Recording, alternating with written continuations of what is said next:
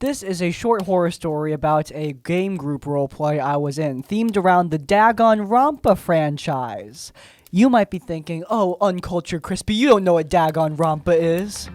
And yeah, you're right. I don't. My friend plays it, though. I know that. The roleplay started out great, with my character and another starting up a romance and having fun interacting with the others. But soon after the first class trial arrived, it ruined everything. After going over the evidence of the murder, I presented a theory about the Game Master's Game Master NPC being the killer. Part of my evidence was in-universe, but I also used the fact that the Game Master needs someone willing to be the first killer. After I presented my case, some of the other role players agree with me, which really pissed off the GM. The GM's character went off in a rant, explaining the entire plot of the real killer, making it very obvious that he was metagaming. After that, I was frustrated, so I DM'd the Game Master and explained I was frustrated that the mystery was resolved so suddenly, which led to the GM revealing that his character was actually the main character of the story, and therefore he had to be the one to figure it out. I was very disappointed to hear this, because I thought this roleplay would be a group murder mystery event, not a bunch of people playing NPCs who kill each other to make the GM look smart. These fools, they have no idea I used my one-of-a-kind ruby dagger to murder my classmate. They'll never figure it out. They'll kill each other while playing copious amounts of mini-games, all the while I laugh maniacally and watch them die. I'm not just the master of the game. I'm the master in general. Now, are you prepared to do your verdict? Or shall you play more mini-games before I allow you to— Dude, it's you. Wait, what? How did you know that? Dude, seriously, for starters, you're holding the murder weapon, man. Well, that doesn't mean anything. Oh, and we've been sitting right here, man, like, your silent anime villain monologue may be silent, but we can still see you. You look stupid. You look evil. Anyway, call the cops. This is my chance to prove the case closed. Yep. Call the police. Yep, that guy right there. After explaining that I wish I'd been told what kind of story this was, the Game Master insisted I asked the other players what they thought. No matter how many times I said it was my problem and it didn't depend on the other players being upset, he refused to listen and kept ignoring me and insisting that since the other players were happy with the class trial, my complaints were invalid. In the end, and from what I heard from members of the group that I befriended, the group collapsed not long after. Wow. Who could have predicted that plot twist? Look, sometimes NPCs are going to be important, but for God's sakes, they should never be this important.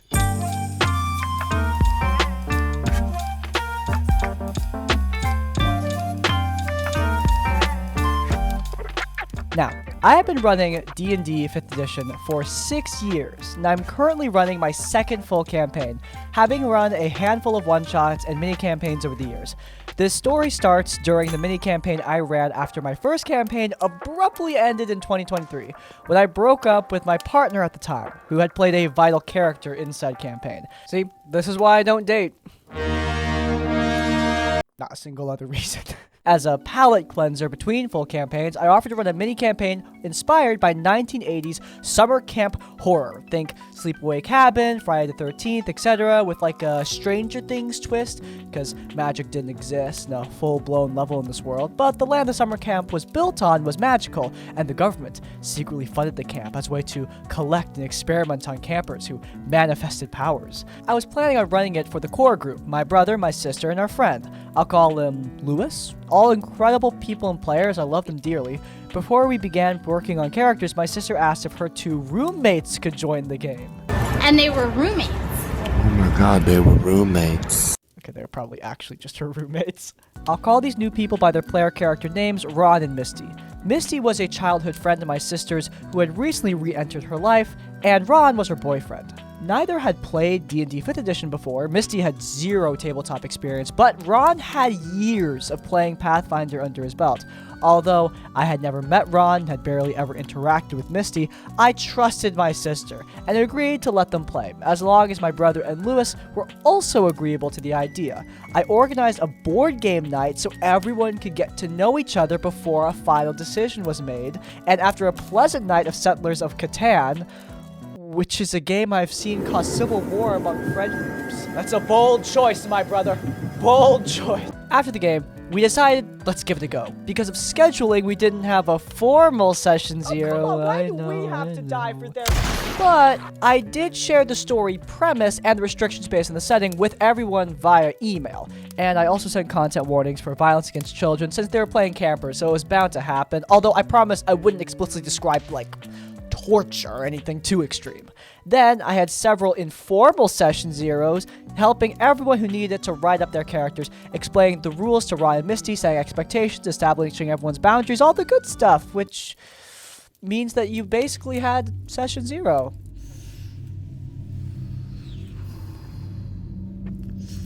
Hey, you know how we sacrifice Crispies every time someone doesn't have a session 0? Yeah, false alarm. Bro, what do you mean false alarm? I already shot him! My bad. I'm sorry. Yeah, well, tell that to the dead guy. It's not my fault, man. The story cares. My first impression of Ron and Misty were that they were both quiet, polite, intelligent people, and that impression was accurate for the most part. The first red flag came when they pitched their character ideas. All Misty knew she wanted to play was a stereotypically nerdy horse girl, so I suggested she play like a Circle of the Moon druid, and we would create a magical horse form stat block for her to use. She loved the idea, we ran with it. Misty turned out to be a fantastic player, and had a great time overall. Don't let anyone tell you that first-time players can't play druids. Sorry. Ron, on the other hand, pitched this idea. A Gloomstalker ranger survivalist type who spent all his life in the magical woods near the camp as a way to escape his abusive alcoholic father and their disgusting trailer. Alarms started going off in my head, and for a split second I wondered if I had a murder hobo on my hands, but ultimately I just ignored this intuition, and that was my first mistake. Fast forward to our first session, the game begins in the summer of 1983 in Upper Peninsula? That was embarrassing. Peninsula, Michigan. It was the first day of camp. I made sure everything was very clearly grounded in the setting in my introduction, and then the player characters met. Roleplay was slow going at first because every single one of them wanted to play an awkward outcast weirdo, but with some NPC nudging, they eventually came out of their shells. The first activity for the campers was a hike, which I used to introduce some NPCs, namely counselors and other campers, including the obligatory a-hole bully and his cartoonishly nerdy victim. While taking a break for lunch, the bully picked on the nerd, stealing his electronic calculator and throwing it into a nearby creek. Before anyone else could speak up, Ron quietly and calmly said, I pull out my hunting knife and slash the bully's Achilles tendons. Bro, when I was a kid in summer camp, I couldn't even, like, take a big stick I found in the woods. Why are you allowed to keep your hunting knife on campus? I was shocked. Never in my years of DMing have I ever dealt with such, like, extreme and sudden violence from a player character. In a daze, I let Ron roll an attack. The bully was a regular kid with peasant stats. He had like 4 hit points and 10 AC, so of course Ron hit him. Ron rolled damage, and of course as a level 3 Gloomstalker Ranger, it was more than 8 hit points.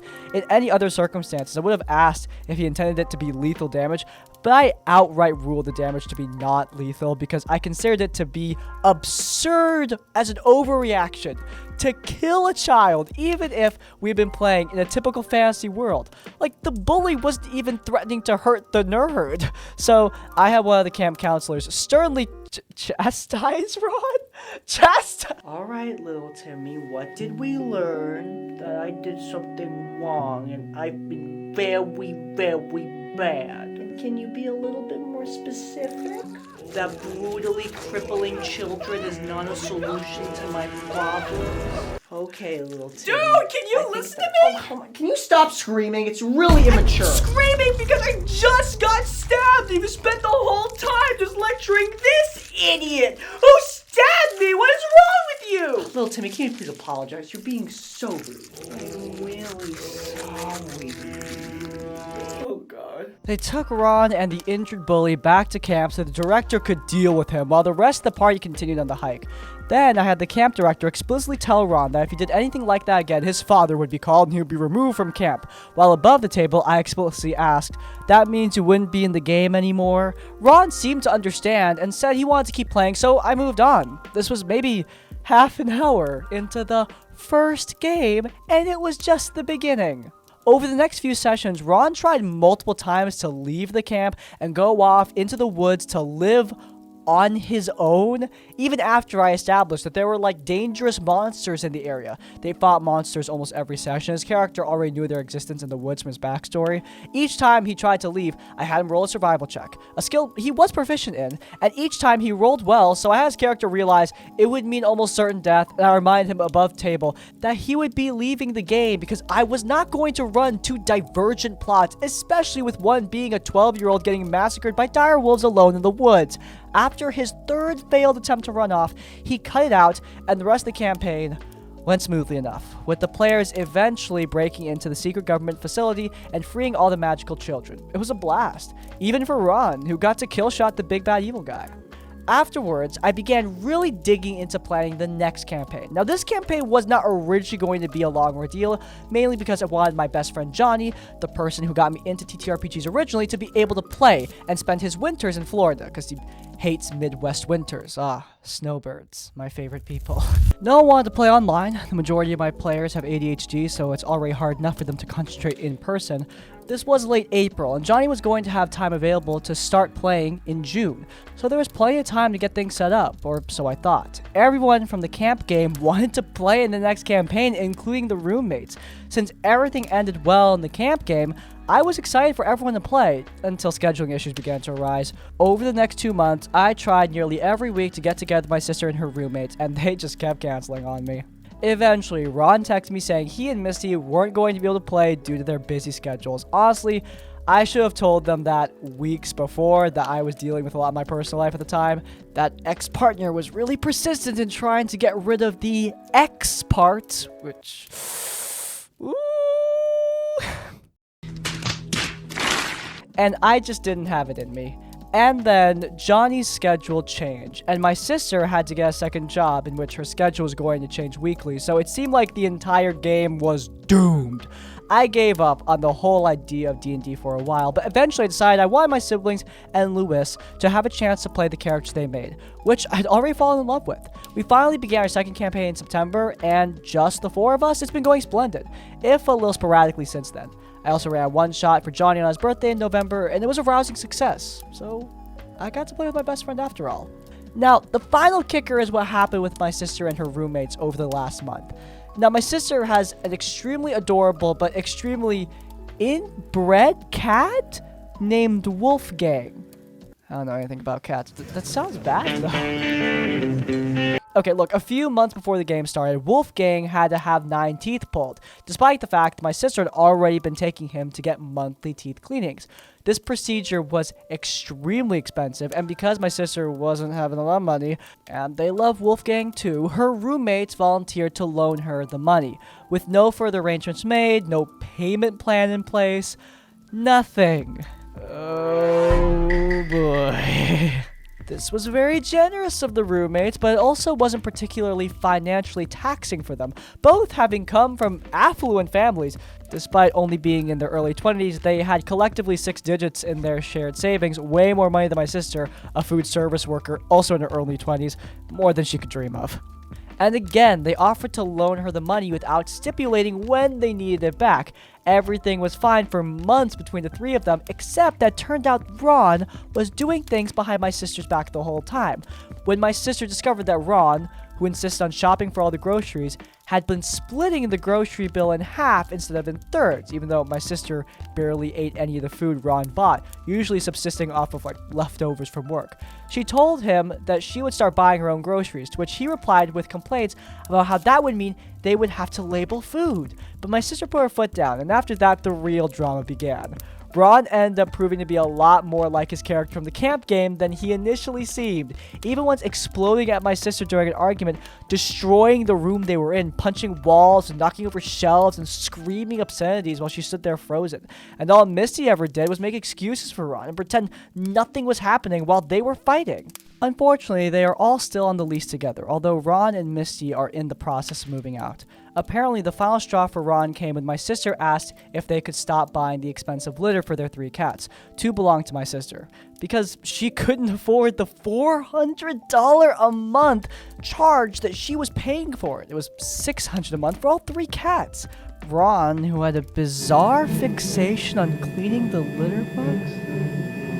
Yeah, hey, listen here, dude. You can't just say bizarre fixation on a kitty litter without explaining what you mean. Yeah, anyway, he tried to tell her no. She explained she could not afford to pay them back with the money she owed them, which they remind her of constantly, while paying for the expensive litter. She even volunteered to learn to clean the boxes just the way he liked, so she could do it herself. After she begged, he hesitantly agreed, but then the next morning, he told her that he and Misty would be moving out ASAP.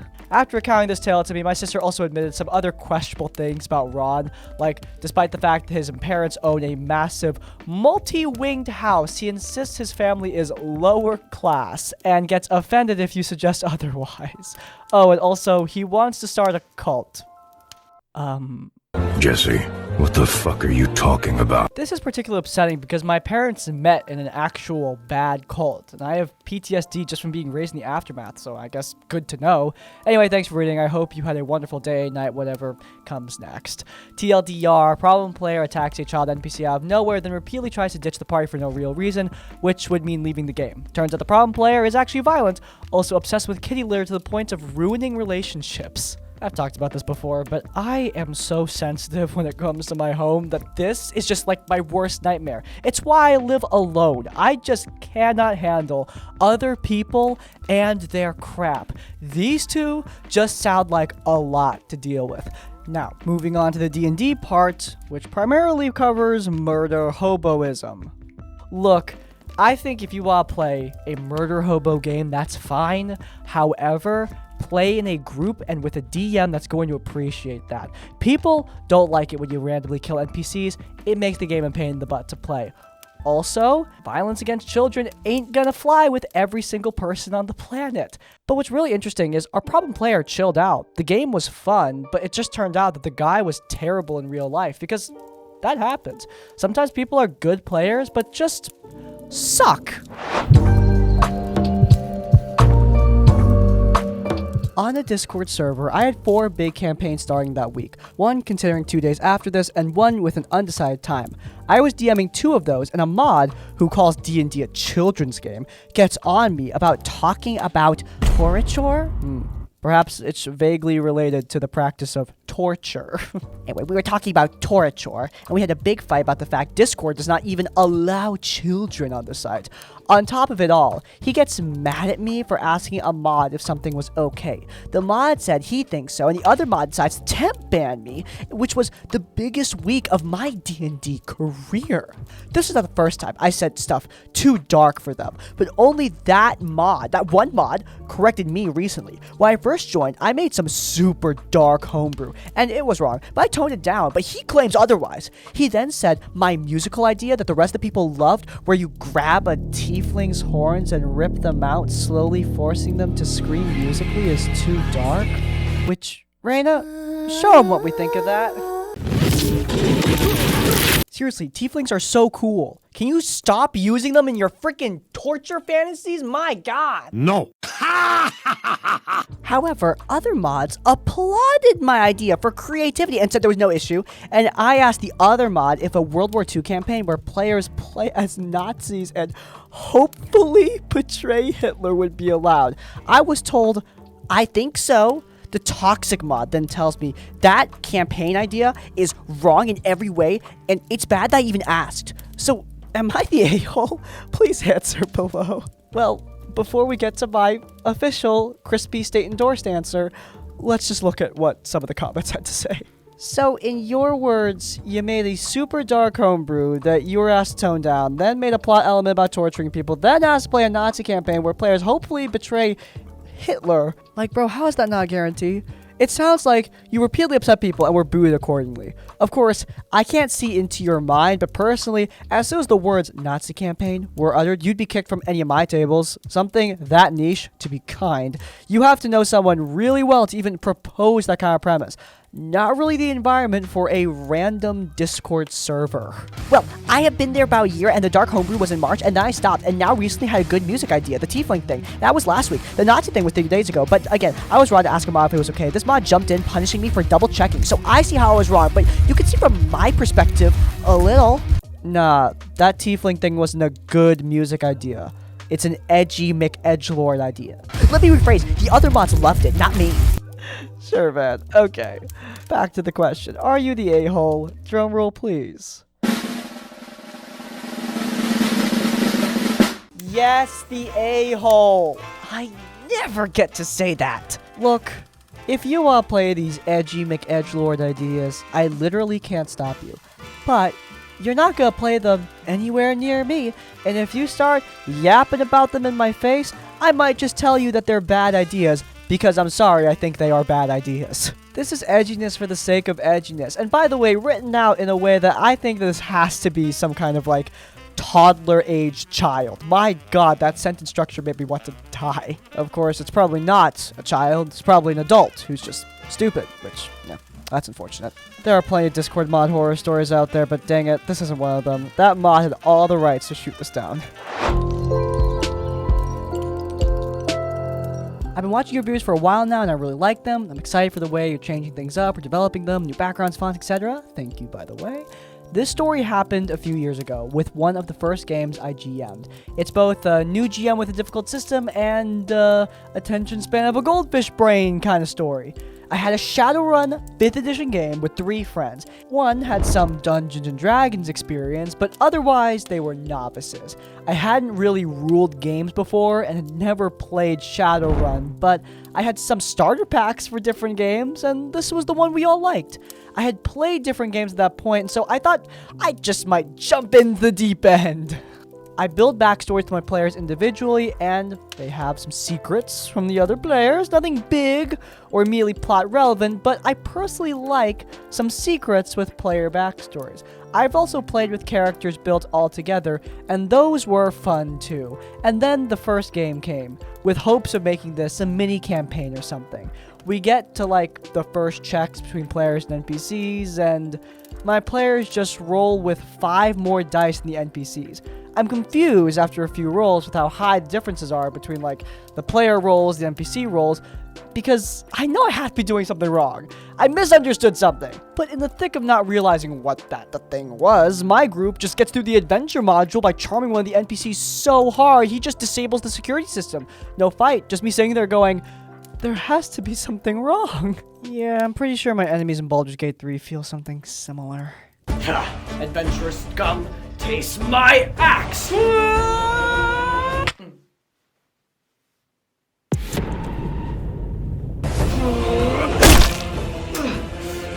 How is this possible? How did they get so powerful so suddenly? What is the explanation for this? I realized after the game that I did the dice pool system wrong for some reason, so the players rolled with one part of the pool doubled. It's been too long to remember what exactly I did, but anyway. Had we continued, my plan was for the NPC to have been punished instead of the team, and him swearing revenge on them for getting him into hot water with his employer, which... I understand. Workplace drama is a real bitch. I would swear eternal vengeance too. The other part just came from me being excited and nervous, trying to have another NPC hint at one of the backstories of one of the other players, but misunderstanding what parts of their backstory was even secret, and basically spilling the beans of his entire arc 20 minutes into the game. I'm saying my thing, and he just freezes and goes, I thought that was the part that was not known yet, man. And me internally and outwards just going crap. In the end, the players said they had fun, and none of it was truly awful. We never played another round, though, and that was because of reasons outside the game. We all wanted to continue. I hope this was a fun read, some levity between the real horror stories, also obligatory. English is my first language, and my use of commas is atrocious, so sorry about that. I helped my dad look at college papers. I've seen worse from people whose language is primarily English, but in any case, yeah, this is brand new DM syndrome, and from what I've heard, Shadowrun is not the easiest game on the planet to get into. I've never played it, so I may be misinformed, but yeah, no matter how easy the game is, learning a new thing It's tough. I'm learning Draw Steel right now, and I've put months into internalizing the mechanics. And I'm sure for my players, it's going to take a while for them to get used to the new stuff, and that's normal. Everyone has some wind-up time. Just be patient with both your party and with yourself, and make sure to put in reasonable effort, because honestly, I think it's easier to have fun with the game once you're getting good at it. But getting good takes time.